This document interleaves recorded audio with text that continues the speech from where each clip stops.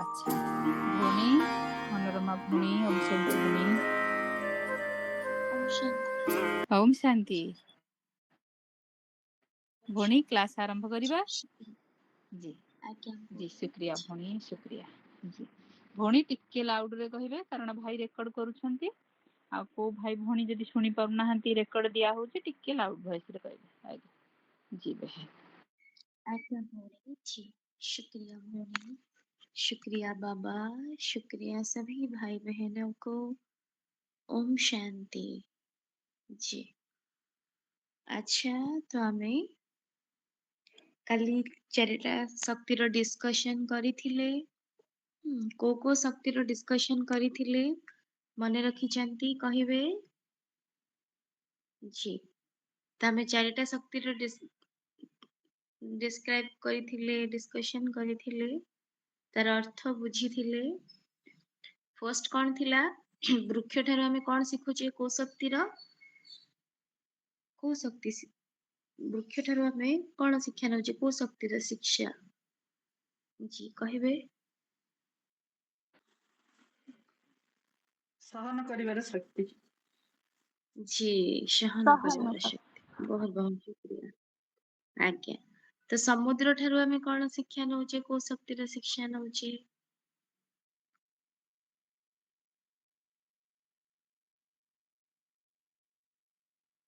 जी कहिबे। सम्माने की शक्ति भौणी। जी बहुत बहुत शुक्रिया। अच्छा तो बणिया जेमती सुना चिन्हे तो सेमती आम भितर को क्वालिटी आसुची ठीक सुना परखी थाए तो आम भितर सेमती को क्वालिटी आसुची राजयोग द्वारा।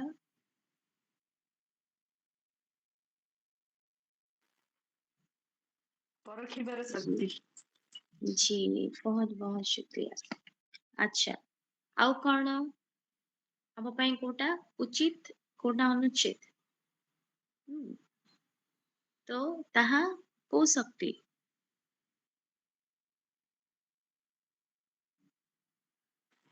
निर्णय ନିର୍ଣ୍ଣୟ करने की କରିବା शक्ति। ଶକ୍ତି। जी तो कोटा उचित आम पाई कोटा अनुचित ताहा हमें डिसाइड करू डिसीजन नो। जी तो तेणुकरी ताहा होची निर्णय करिवार शक्ति।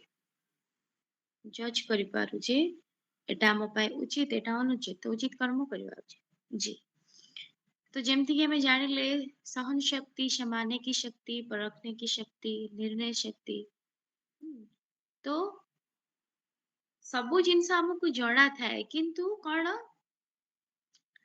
ताकु निज जीवन रे धारण करिया पई हमकु शक्ति दरकार निहाती भावरे। तो तेणु करी शक्ति हमकु जेमती कौन शरीर को काम करिवार अछि हमें जानिचे किंतु शरीर रे जदि शक्ति नथिबो ताले हमें ताकु खटै परिबा कि खटै परिबानी ताकु एनर्जी खाद्य देले एनर्जी आसीबो तापर से काम करिवो। तो सेमती जहाँ भी शक्ति हमें बुझिले ताकु भी हमें लाइफ रे कौन आमे जानिचु सहिबा दरकार। आमे जानिचु जे कोनोसी कटे कथा सुनिले घरे काहा विरुद्धरे ताकु आमे निज भितरे कौन साइती की रखिबा दरकार जुगली करिबा कथा नुहे का कथा को नै काहा घरे गपिबा कथा नुहे ए सब हमकु जଣା अछि बट आमे कौन करू ताकु लाइफ रे धारण करि पारु नाहु काहेकि ना आमे हल्का हे जाइछु आम भितरे क्वालिटी नाही आम भितरे पावर नाही।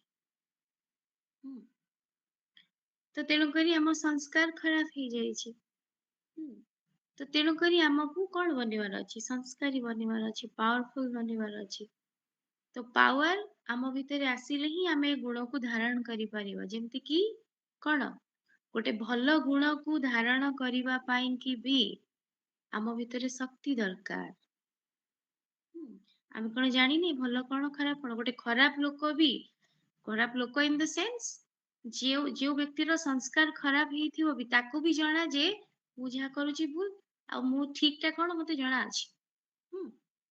किंतु से ठीक जिंस को निज भितरे धारण करिवा पाई हमको कौन दरकार पावर काहे ना भूल करिया पाई पावर दरकार नहीं कौनसी पाप कर्म हो कौनसी भूल कर्म हो कହାର क्षति ହେଲା कि खराब कथा ହେଲା तो एई सब जिंस करिया पाई पावर दरकार हुएनी କିନ୍ତୁ ଗୋଟେ ଭଲ ଜିନିଷ କରିବା ପାଇଁ, କାହାର ତାରିଫ କରିବା ପାଇଁ, ଗୋଟେ କୌଣସି କାହା ପ୍ରତି ଭଲ କର୍ମ କରିବା ପାଇଁ, ନିଜ ଭିତରେ ଗୋଟେ ଗୁଡ କ୍ୱାଲିଟିକୁ ଡେଭଲପ କରିବା ପାଇଁ, ନିଜକୁ ଭଲ ହବା ପାଇଁ ଆମକୁ ପାୱାର ଲାଗେ, ଶକ୍ତିର ଆବଶ୍ୟକତା ଅଛି। ହୁଁ, ଆଉ ସେ ଶକ୍ତି ଆମକୁ କିଏ ଦେବେ? ଏନର୍ଜି ହାଉସ ଆମ ପିତା ହିଁ ଦେବେ।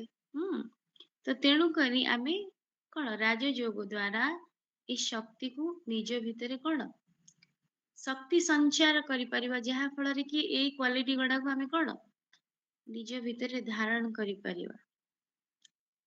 ଆଉ ଗୋଟେ କଥା ହେଲା, ଆମେ ରାଜଯୋଗ ମେଡିଟେସନ ଦ୍ଵାରା ଅଷ୍ଟ ଶକ୍ତି ପ୍ରାପ୍ତ କରୁଛେ। 4ଟି ଡିସ୍କସନ କରିଛେ, ଆଉ 4ଟି କଣ ନା ଯେମିତି କି ସାମ୍ନା କରିବାର ଶକ୍ତି, ସହଯୋଗ ଶକ୍ତି, ବିସ୍ତାରକୁ ସଂକୀର୍ଣ୍ଣ କରିବାର ଶକ୍ତି, ଆଉ କଣ ନା ଏକତ୍ରୀକରଣ ଶକ୍ତି। ତ ଏଇ 8ଟି ଶକ୍ତି। ଆଚ୍ଛା, ଏଇ ଯୋଉ 8ଟି ଶକ୍ତି କଣ କାହା ଦ୍ଵାରା ମିଳୁଛି ଆମକୁ? ନା ରାଜଯୋଗ ମେଡିଟେସନ ଦ୍ଵାରା ମିଳୁଛି ନିହାତି ଭାବରେ।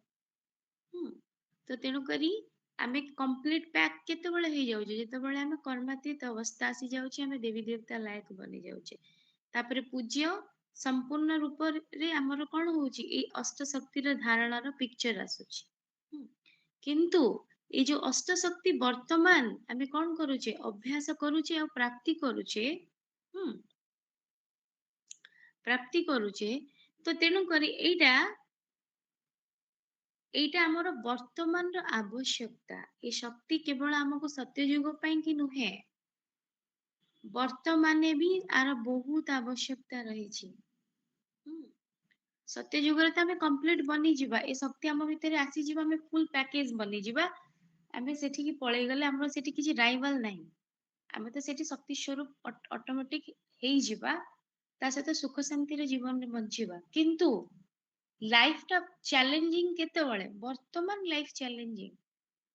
ଆଉ ଏଇ ସବୁ ପାୱାର କୁ ବର୍ତ୍ତମାନ ହିଁ ଆମକୁ ଅଭ୍ୟାସ କରିକି ୟୁଟିଲାଇଜ କରିବାର ଅଛି। ୟୁଟିଲାଇଜ କଲେ ହିଁ କଣ ଆମେ ଆହୁରି ଶକ୍ତିଶାଳୀ ବନିପାରିବା।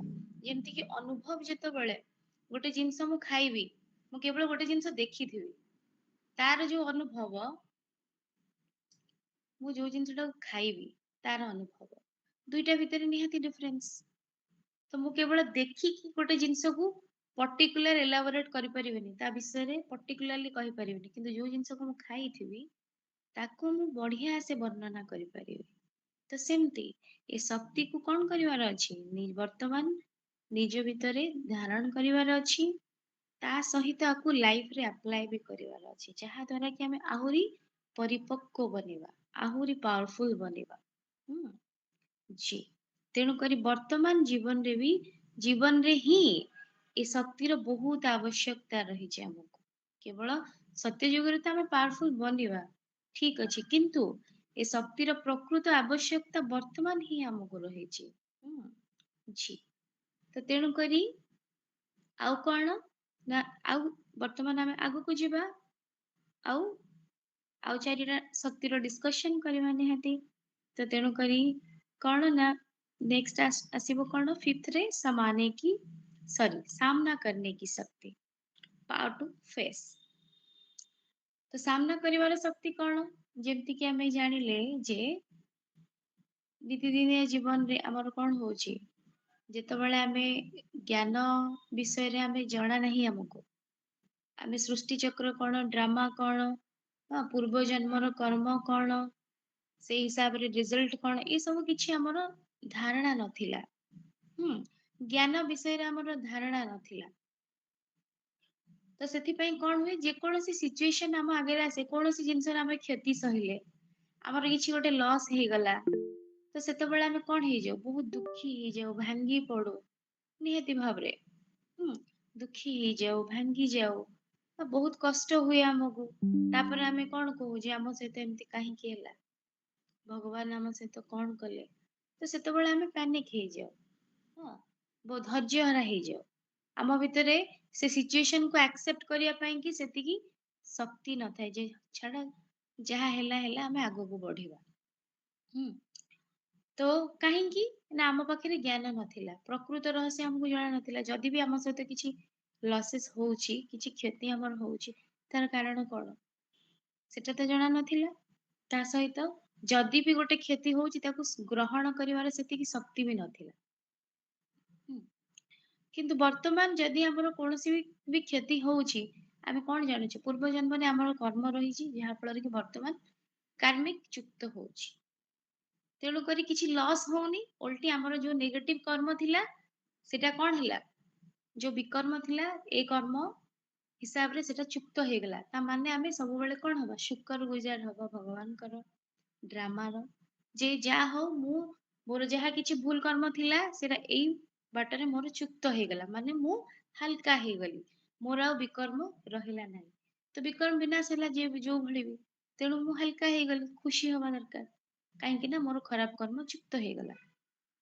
ଆମେ ଦୁଃଖ ଭୋଗୁଛି କଣ ପାଇଁ? ଖରାପ କର୍ମଟା ଆଗରୁ ରହିଛି, ତାର କାର୍ମିକ ଆକାଉଣ୍ଟ ରହିଛି, ସେଥିପାଇଁ କି। ତ ଯଦି ବି କିଛି ଲସ୍ ହଉଛି ତାକୁ ଆମେ କଣ ଭାବିବା?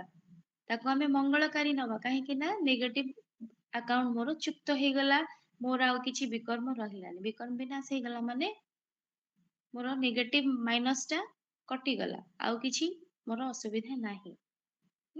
ତ ମୋର ବିକର୍ମ ଯେତେ ବିନାଶ ହବ ସେଇଟା ହିଁ ତ ମୋ ପାଇଁ ଭଲ। ସେତେ ହିଁ ମୋ ଆତ୍ମାର ବିକର୍ମ ବିନାଶ ହେଲେ ମୁଁ ସମ୍ପୂର୍ଣ୍ଣ ବନିବି। ତ କୋଉ ବାଟରେ ମୋର ସେଇଟା ଚୁକ୍ତ ହେଇଗଲା, ଖୁସି ହବା ଦରକାର ନିହାତି ଭାବରେ। ସେକେଣ୍ଡ ଥିଙ୍ଗ କଣ? ଆମେ କଣ ଜାଣୁଛେ? ଡ୍ରାମାର ରହସ୍ୟ ବି ଜାଣୁଛେ ଯେ କଣ ଡ୍ରାମା କଲ୍ୟାଣକାରୀ, ଯାହା ହେଇଛି ଭଲ, ଯାହା ହଉଛି ଭଲ, ଆଉ ଯାହା ଆଗକୁ ହବ ଭଲ ହବ। ନିହାତି ଭାବରେ। ତେଣୁ ଜ୍ଞାନ ଆଧାରରେ ବି ଆମେ କଣ ଜାଣୁଛେ?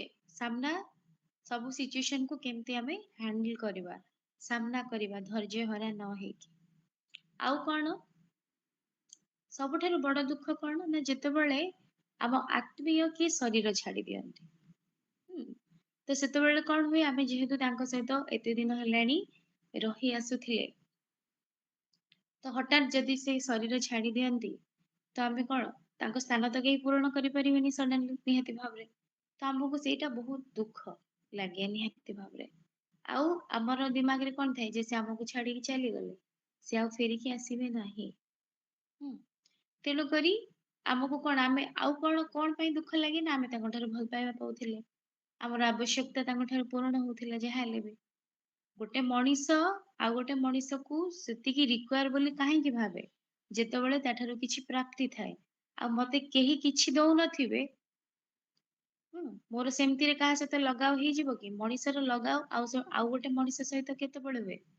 ତା ଠାରୁ ଯଦି ସେ କଣ ଯୋଉ ଭଳି ଭାବରେ ବି ଯଦି ପ୍ରାପ୍ତି ଥିବ, ସେ ଭଲ ପାଇବା ହଉ କି ବସ୍ତୁ ହଉ କି ଯେକୌଣସି ଭାବରେ ତାର ପ୍ରାପ୍ତି ଥାଏ, ସେଥିପାଇଁ କି ଆଉ ଗୋଟେ ଜଣଙ୍କ ସହିତ ଜଣଙ୍କର ଲଗାव ହେଇଯାଏ।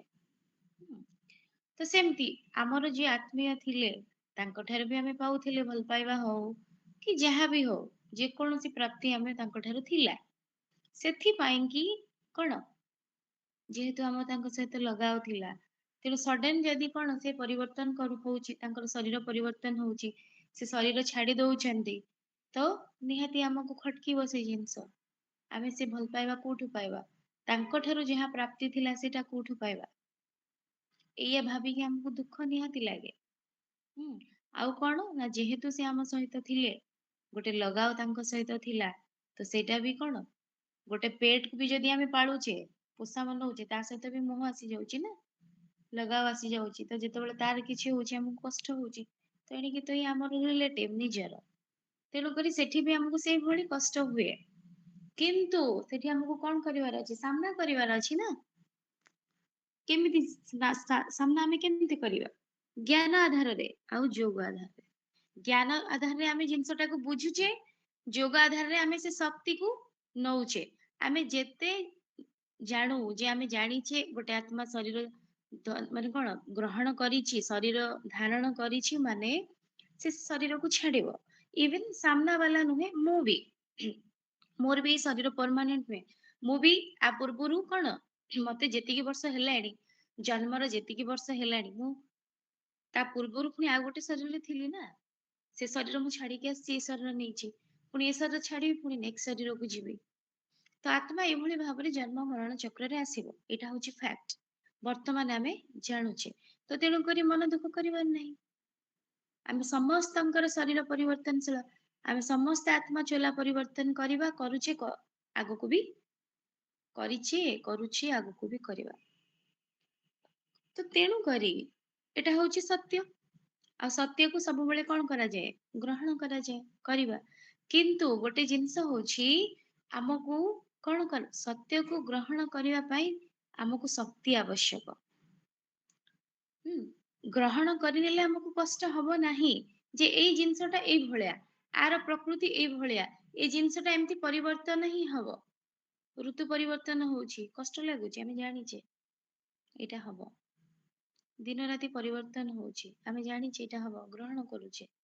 କିନ୍ତୁ କିଛି କିଛି ଜିନିଷ ଯେମିତି କି ବର୍ତ୍ତମାନ ଆମେ କହିଲେ କୌଣସି ଆତ୍ମୀୟ ଯଦି ଶରୀର ଛାଡି ଦେଉଛନ୍ତି କି ଆମ ଠାରୁ ଦୂରକୁ ପଳଉଛନ୍ତି, ଆମେ ତାକୁ ଗ୍ରହଣ କରିପାରୁନେ। କାହିଁକି ନା ତାଙ୍କ ଠାରୁ ଆମର ପ୍ରାପ୍ତି ଅଛି, ତାଙ୍କ ଠାରୁ ଆମେ କିଛି ପାଉଛେ, ସେଥିପାଇଁ କି ତାଙ୍କ ସହିତ ଆହୁରି ଅଧିକା ଲଗାव ହେଇଯାଇଛି। ସେଥିପାଇଁ କି ତାଙ୍କୁ କଣ ହୁଏ, ତାଙ୍କଠୁ ଦୂରେଇ ଗଲେ କଷ୍ଟ ହୁଏ ନିହାତି ଭାବରେ। କିନ୍ତୁ ସତ୍ୟତା କଣ ନା ସମସ୍ତେ ଶରୀର ପରିବର୍ତ୍ତନ କରିବେ, ଆତ୍ମା ଶରୀର ପରିବର୍ତ୍ତନ କରିବ।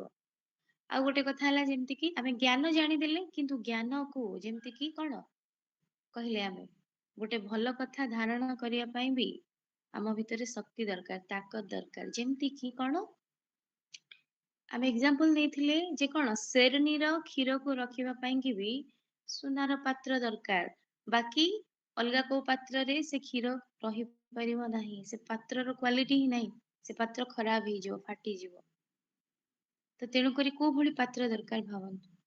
ତ ସେମିତି ଆମ ବୁଦ୍ଧିକୁ ବି ବିଶାଳ କରିବା ପାଇଁ ଆମକୁ ତାକତ ଦରକାର। ଆମ ବୁଦ୍ଧିକୁ କ୍ୱାଲିଟିଫୁଲ ବନେଇବାର ଅଛି, କେମିତି? ପାୱାର ଦ୍ଵାରା। ତ ତେଣୁକରି ଏଇ ସବୁ ଜିନିଷକୁ ଆମକୁ ଗ୍ରହଣ କରିବା ପାଇଁ, ସତ୍ୟତାକୁ ଗ୍ରହଣ କରିବା ପାଇଁ କି ଆମକୁ କଣ ଦରକାର? ତାକତ ଦରକାର, ଆତ୍ମାର ପାୱାର ଦରକାର, ଆତ୍ମିକ ବଳ ଦରକାର। ଆଉ ସେଟା କୋଉଥିରୁ ପ୍ରାପ୍ତ ହୁଏ? ପରମାତ୍ମାଙ୍କ ଠାରୁ ପ୍ରାପ୍ତ ହୁଏ। ଆଉ ପରମାତ୍ମାକୁ ୟାଦ କଲେ ହିଁ ଆମେ କଣ ତାକତବର ବନିବା। ଆପଣ ନିହାତି ଏକ୍ସପେରିମେଣ୍ଟ କରିପାରିବେ ଲାଇଫରେ। ଗୋଟେ ସାଧାରଣ କଥା, ନିହାତି ଭାବରେ ସେ ଜିନିଷକୁ ଆପଣ ଆଗରୁ ଗ୍ରହଣ କରିପାରୁନଥିବେ, ସେ ଜିନିଷ ଭାବିଲା ବେଳକୁ ଆପଣଙ୍କୁ କଷ୍ଟ ହଉଥିବ, କିନ୍ତୁ ଆପଣ ପରମାତ୍ମାଙ୍କୁ ୟାଦ କରିବାର ଅଭ୍ୟାସ କରନ୍ତୁ। ଧୀରେ ଧୀରେ ଜ୍ଞାନକୁ ଚିନ୍ତନ ମନ୍ଥନ କରନ୍ତୁ ବୁଦ୍ଧିରେ, ଯେ ଆମେ ବର୍ତ୍ତମାନ କଣ ରିଏଲାଇଜ କରୁଛେ, ଆମେ ଆତ୍ମା, ଆମର ପିତା କିଏ, ଆମର ଘର କୁଆଡେ, ଆମକୁ ଯିବାର ଅଛି କୋଉଠିକି, କଣ ବନିବାର ଅଛି। ଏ ସବୁ ଜିନିଷ ବାର ବାର ରିକଲ କରନ୍ତୁ ମାଇଣ୍ଡରେ, ଦେଖିବେ ଆପଣ ନିହାତି ନିଜକୁ କଣ ଏତେ ହାଲକା ଅନୁଭବ କରିବେ, ଏତେ ପାୱାରଫୁଲ ଫିଲ୍ କରିବେ। ଆପଣଙ୍କୁ କୌଣସି ଜିନିଷ ଫରକ ପକେଇବ ନାହିଁ। ସେ ଯେମିତିଆ ଜିନିଷ ହେଇଥାଉ, ଆପଣଙ୍କୁ କିଏ ଧୋକା ଦଉ, କିଏ ଚିଟ୍ କରୁ, କୌଣସି ଜିନିଷକୁ ଆପଣ ଭୁଲି ପାରୁନାହାନ୍ତି, ବାର ବାର ଆପଣଙ୍କ ମାଇଣ୍ଡକୁ ଆସୁଛି, ଆପଣଙ୍କୁ କଷ୍ଟ ଦଉଛି।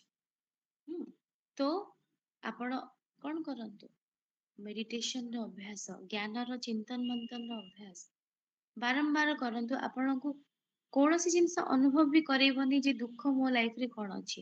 ସେ ସବୁ ଜିନିଷ ଆପଣ ଭୁଲିଯିବେ ନିହାତି ଭାବରେ। କାହିଁକି? ଆତ୍ମାରେ ବଳ ଆସିଯିବ। ତେଣୁକରି ଏଇ ସବୁ ଲାଇଫର ଛୋଟ ମୋଟ ଜିନିଷକୁ ବି କଣ ଆମ ପାଇଁ ବେଳେ ବେଳେ ହାବି ହେଇଯାଉଛି, ବଡ ଲାଗୁଛି ଆମକୁ, କିନ୍ତୁ ଏଗୁଡା କିଛି ବି ନୁହେଁ। କାହା ଆଗରେ? ପରମାତ୍ମାଙ୍କ ଶକ୍ତି ଆଗରେ ଏଇ ସବୁ ଜିନିଷ କିଛି ବି ନୁହେଁ।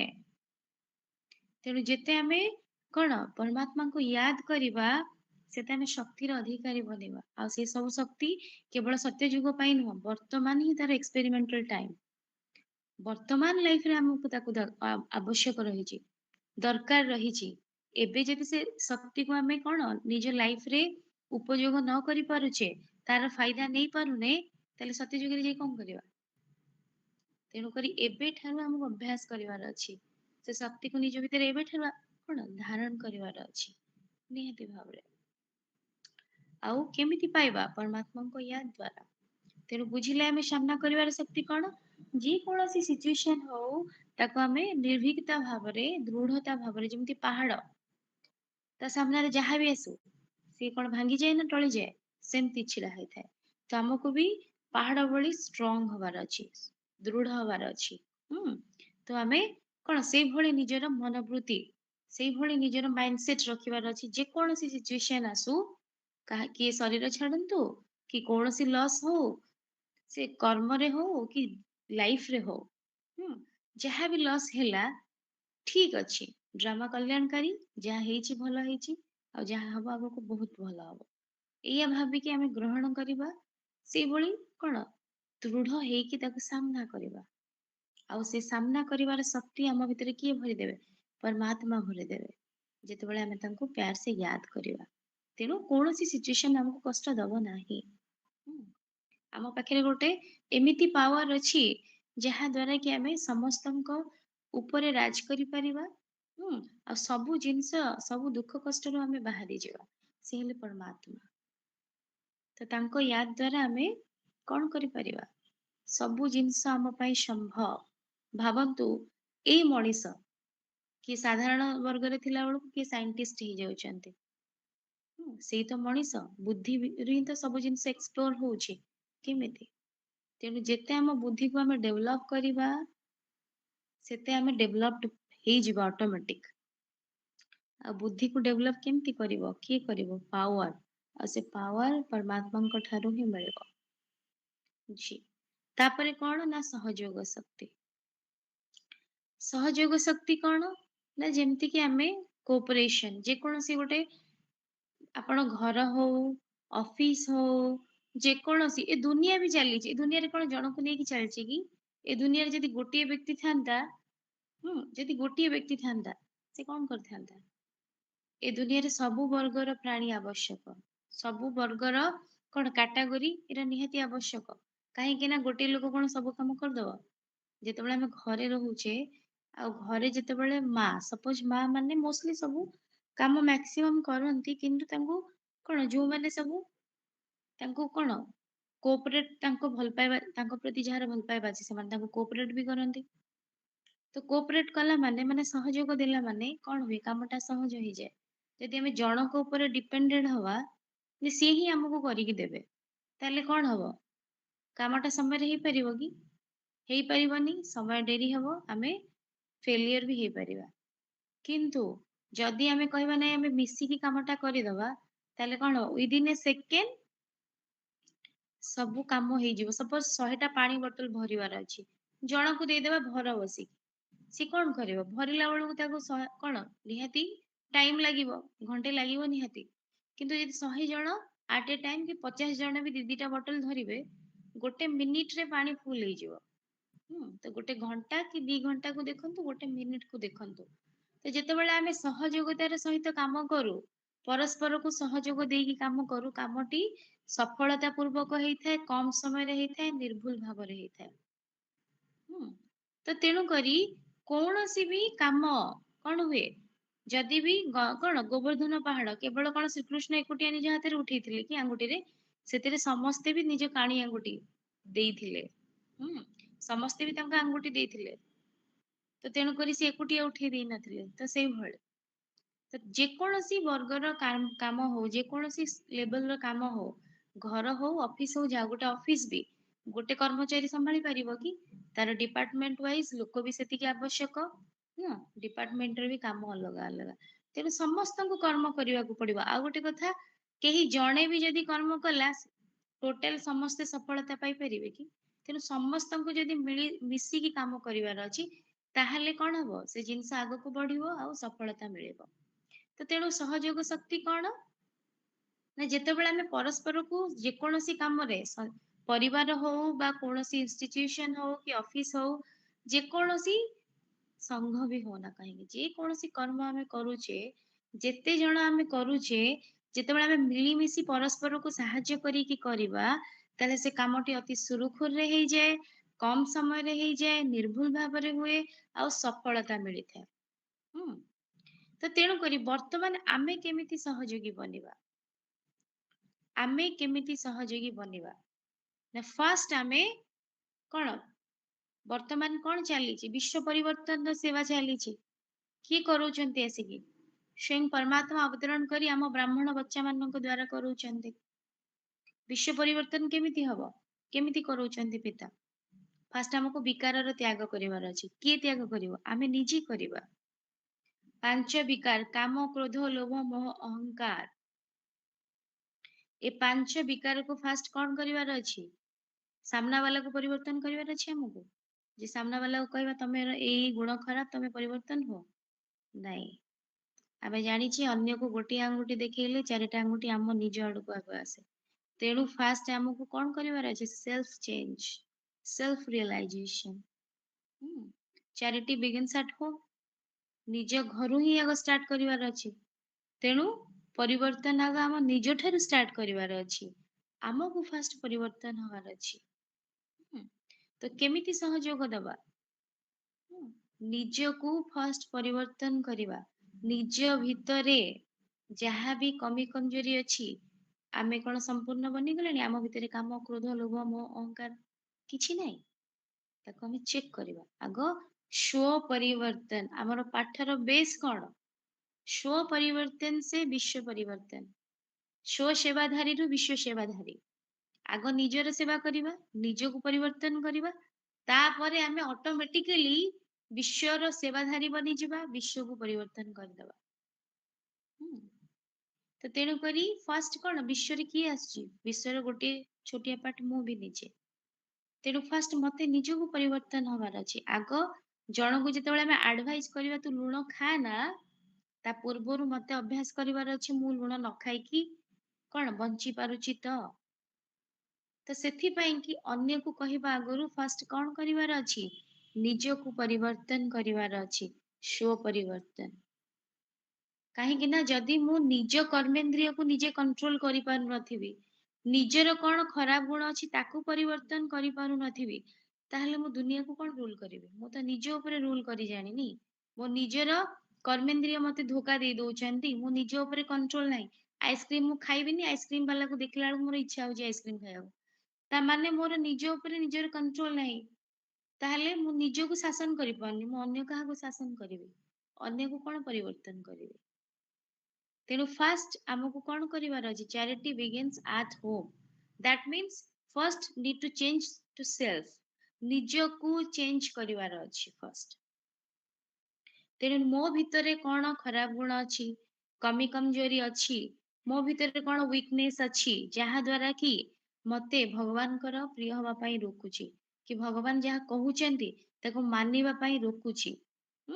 କାରଣ ଆମେ ଯାହା ବି ପିତା ଶ୍ରୀମତ ଦଉଛନ୍ତି, ଯାହା ବି କଣ ପାଠ ପଢଉଛନ୍ତି, ତାକୁ ଯଦି ଆମେ ଠିକ ଭାବରେ ଫଲୋ କରୁଛେ ତାହେଲେ ଆମେ ଦେବୀ ଦେବତା ବନିବା। ଯଦି ନ ଫଲୋ କରିପାରିବା ତାହେଲେ ବନି ପାରିବାନି। ତେଣୁ ଆମକୁ କିଏ ରୋକୁଛି? କେହି ସାମ୍ନା ବାଲା କୌଣସି ବ୍ୟକ୍ତି ବିଶେଷ କାହାକୁ କିଛି ବି ରୋକନ୍ତି ନାହିଁ। ରୋକିଲା ବାଲା କିଏ? ନା ଆମ ଭିତରର ଖରାପ ସଂସ୍କାର, ଆମ ଭିତରର ଅଳସୁଆମୀ, ଆମ ଭିତରର ବିକାର, ସେ ହିଁ ଆମକୁ ରୋକିଥାଏ। ତେଣୁ ତାକୁ ହିଁ ଚେଞ୍ଜ କରିବାର ଅଛି। କେମିତି? ନା ଚେକ୍ କରିକି ଯେ ମୋ ଭିତରେ କଣ ଖରାପ ଗୁଣ ଅଛି, ଯାହା ଦ୍ୱାରା କି ମୁଁ ନିଜକୁ ପରିବର୍ତ୍ତନ କରିବି। ଆଉ ଯେତେବେଳେ ସମସ୍ତେ ନିଜର ରେସ୍ପନ୍ସିବିଲିଟି ନେଇଯିବେ ଯେ ମତେ ନିଜକୁ ପରିବର୍ତ୍ତନ ହବାର ଅଛି ଆଉ କରିବାର ଅଛି, ତ ସେତେବେଳେ କଣ ହବ? ବିଶ୍ୱ ଅଟୋମେଟିକାଲି ପରିବର୍ତ୍ତନ ହେଇଯିବ। ସମସ୍ତେ ଯଦି ନିଜର ଦାୟିତ୍ୱ ନିଜେ ନେଇଯିବେ ନିଜକୁ ପରିବର୍ତ୍ତନ କରିବା ପାଇଁ, ତାହେଲେ କଣ ହବ? ବିଶ୍ୱ ତ ଏମିତିରେ ପରିବର୍ତ୍ତନ ହେଇଯିବ। ଆମକୁ ଏଫର୍ଟ ଦବାକୁ ହିଁ ପଡିବନି। ତାପରେ ଆଉ କଣ? ସେକେଣ୍ଡ ଥିଙ୍ଗ କଣ? ନା ଯେତେବେଳେ ଆମେ ଗୋଟେ ଦୃଢ ସଂକଳ୍ପ ନଉଛେ ଆମର ଗୋଟେ କିଛି ଗୁଡ କ୍ୱାଲିଟି ଡେଭଲପ କରିବା ପାଇଁ କିମ୍ବା ନିଜକୁ ପରିବର୍ତ୍ତନ କରିବା ପାଇଁ, ନିଜର ମଙ୍ଗଳ କରିବା ପାଇଁ, ତ ସେତେବେଳେ ଆମେ ଯଦି ଗୋଟିଏ ଷ୍ଟେପ ନଉଛେ ଆଗକୁ, ଭଗବାନଙ୍କର 100 କଦମ ଅଲରେଡି ଆମ ପାଇଁ ରେଡି ଅଛି। କାହିଁକି ନା ଭଗବାନ କାହା ପାଇଁ ଆସିଛନ୍ତି? ଆମ ମାନଙ୍କ ପାଇଁ। ତାଙ୍କର ଫୋକସ କୋଉଠି? ଆମରି ଉପରେ, ଯେ ମୋ ପିଲା କଣ କରୁଛି। ତାଙ୍କର ବୁଦ୍ଧି ଆଉ କୁଆଡେ ନାହିଁ, ତାଙ୍କର ବୁଦ୍ଧି ଆମ ଉପରେ, ଯେ ମୋ ପିଲା କଣ କରୁଛି। ସବୁବେଳେ ସେ ଆମକୁ ଜଗିକି ରହୁଛନ୍ତି। ଆମର ମନୋବୃତ୍ତି କଣ? ତ ଯେତେବେଳେ ଆମେ ସେତିକି ଦୃଢ ସଂକଳ୍ପ ନେଇକି ଆଗକୁ ଗୋଟେ ଷ୍ଟେପ ଦଉଛେ, ବାକି ପରବର୍ତ୍ତୀ ଷ୍ଟେପ କାହାର? ପରମାତ୍ମାଙ୍କର। ଏଥିରେ କୌଣସି ବି କଣ ଦୋରାହା ନାହିଁ। କୌଣସି ବି କଣ ସେକେଣ୍ଡ ଥଟ୍ ହିଁ କିଛି ନାହିଁ। ଅଲରେଡି ଯେତେବେଳେ ଆମେ ନିଜକୁ ସେତିକି କଣ ଦୃଢ ସଂକଳ୍ପ ନେଇ ପରିବର୍ତ୍ତନ କରିବାକୁ ଚେଷ୍ଟା କରିବା, ଭଗବାନଙ୍କର ଫୁଲ ହେଲ୍ପ ଆମେ ଅଟୋମେଟିକ ପାଇଯିବା। ତାପରେ ଆଉ କଣ? ନା ଯେମିତିକି ଆମେ କହିଲେ ନିଜ ରେସ୍ପନ୍ସିବିଲିଟି ଆମେ ଯେତେବେଳେ ନିଜେ ନେଇଯାଉଛେ, ସେତେବେଳେ ଆମକୁ କଣ ବିଶ୍ୱକୁ ପରିବର୍ତ୍ତନ କରିବାକୁ ପଡିବନି, ଅଟୋମେଟିକ ପରିବର୍ତ୍ତନ ହେଇଯିବ।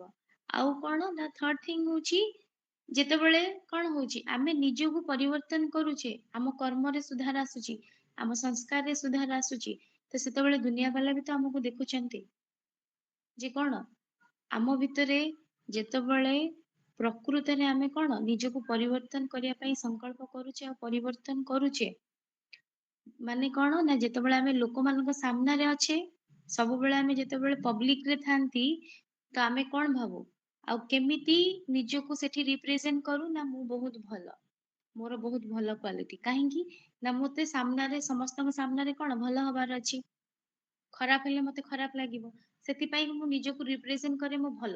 ଯେମିତି ମୁଁ ପବ୍ଲିକ ରେ ଭଲ ଅଛି, ସେମିତି ପ୍ରାଇଭେଟ ମୋମେଣ୍ଟ ରେ ଏକୁଟିଆ ଥିଲା ବେଳେ ବି ମୋର ମୋର ସେଇ ଗୁଣ ମୁଁ ମେଣ୍ଟେନ କରୁଛି। ତାହେଲେ କଣ ହବ, ଆମ ଭିତରର ଗୁଡ କ୍ୱାଲିଟି ଅଟୋମେଟିକ ରିଫ୍ଲେକ୍ଟ ହବ, ସାମ୍ନା ବାଲାକୁ ସେତିକି ଫିଲ୍ ହବ, ସେ ଆମ ସଂସ୍ପର୍ଶରେ ଆସିଲେ ସେ ତାଙ୍କୁ ବି ସେଇ କ୍ୱାଲିଟିର ଭାଇବ୍ରେସନ ଯିବ। ନିହାତି ଭାବରେ। ତେଣୁ କରି ଆମେ କଣ କରିପାରିବା, ଆମ ଆଚରଣ ବିଚାର ଦ୍ଵାରା, ନିଜର ଥଟ୍ ଥିଙ୍କିଂ ଦ୍ଵାରା ବି ଅନ୍ୟକୁ ପରିବର୍ତ୍ତନ କରିପାରିବା। ତ ଯେମିତି କି ଦେବୀ ଦେବତାଙ୍କୁ ଦେଖିଲେ ଲୋକମାନଙ୍କର ହାତ ଉଠି ଯାଉଛି ମୁଣ୍ଡିଆ ମାରିବା ପାଇଁ, ନମସ୍କାର ହବା ପାଇଁ, କାହିଁକି ତାଙ୍କ ଭିତରର ସେ କ୍ୱାଲିଟି ସେମାନେ ସେତିକି ଫିଲ୍ କରୁଛନ୍ତି ତାଙ୍କ ରିଫ୍ଲେକ୍ସନ କୁ ଦେଖିକି, ଭାଇବ କୁ ଦେଖିକି। ତ ସେମିତି ଆମ ଭିତରେ ଆମେ ତ ଜିତା ଜାଗତା ଏବେ ଅଛୁ।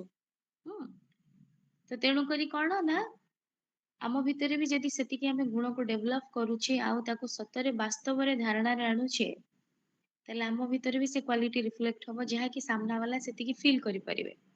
ତ ଅଟୋମେଟିକ ଆମେ ଆମ ବ୍ୟବହାରରୁ ଜଣକୁ ପରିବର୍ତ୍ତନ କରିପାରିବା। ଯେତେବେଳେ ଆମେ ସର୍ବଦା ସନ୍ତୁଷ୍ଟ ରହିବା, ଖୁସିରେ ରହିବା, ତ ଜଣେ ଯେତେବେଳେ ଆମକୁ ଦେଖିବ ସେ ନିହାତି ପଚାରିବ ଯେ ତମ ଖୁସିର ରହସ୍ୟ କଣ। ଆମେ ତ ସବୁବେଳେ ତମକୁ ଦେଖୁଛୁ ଯେ ଆପଣ ଖୁସିରେ ଅଛନ୍ତି। ଆଉ କଣ, ଯିଏ ଖୁସିରେ ଥାଏ ଲୋକମାନେ ସିଆଡକୁ ହିଁ ଆଟ୍ରାକ୍ଟ ହୁଅନ୍ତି, ଯିଏ ଆନନ୍ଦ ଦିଏ ସେଇ ଜିନିଷ ହିଁ ଆଟ୍ରାକ୍ଟେବଲ ହୁଏ ନା। ତ ତେଣୁକରି ଯେତେବେଳେ ଆମର ଯେତେବେଳେ ଫେସ୍ ଟା ହିଁ ସବୁବେଳେ ସନ୍ତୁଷ୍ଟ ଥିବ, ଆଉ କଣ ହସ ହସ ଥିବ, ତ ସମସ୍ତେ ଆଉ କଣ ଇଣ୍ଟରନାଲି ଆମେ ହାପି ଥିବା, ତାହେଲେ ସେଇଟା ଆଟ୍ରାକ୍ଟ କରିବ। ତାହେଲେ କଣ ହବ, ସେଇଟା ଅନ୍ୟକୁ ରିଫ୍ଲେକ୍ଟ କରିବ, ନିହାତି ସେ ଅନ୍ୟକୁ ଆଟ୍ରାକ୍ଟ କରିବ। ତ ସେମାନେ ନିହାତି ଆମକୁ ପଚାରିବେ ଯେ ତୁମ ଖୁସିର ରାଜ କଣ, ତ ସେତେବେଳେ ଆମ ମୁହଁରୁ ଆନ୍ସର କଣ ବାହାରିବ ଯେ ଦୁନିଆ ବାଲା ଯୋଉ ଭଗବାନଙ୍କୁ ଖୋଜୁଛନ୍ତି ବର୍ତ୍ତମାନ ପର୍ଯ୍ୟନ୍ତ, ସିଏ ଆମ ସହିତ ବର୍ତ୍ତମାନ, ତ ତାଠାରୁ ବଡ ପ୍ରାପ୍ତି କଣ।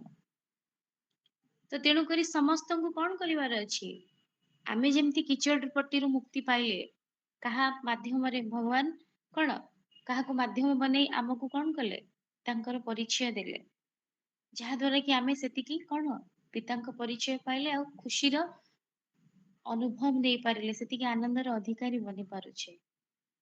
ତ ସମସ୍ତଙ୍କର ବି ତ ଭଗବାନଙ୍କ ପ୍ରତି କଣ ଅଧିକାର ଅଛି, ସମସ୍ତଙ୍କର ବାପା ସେ।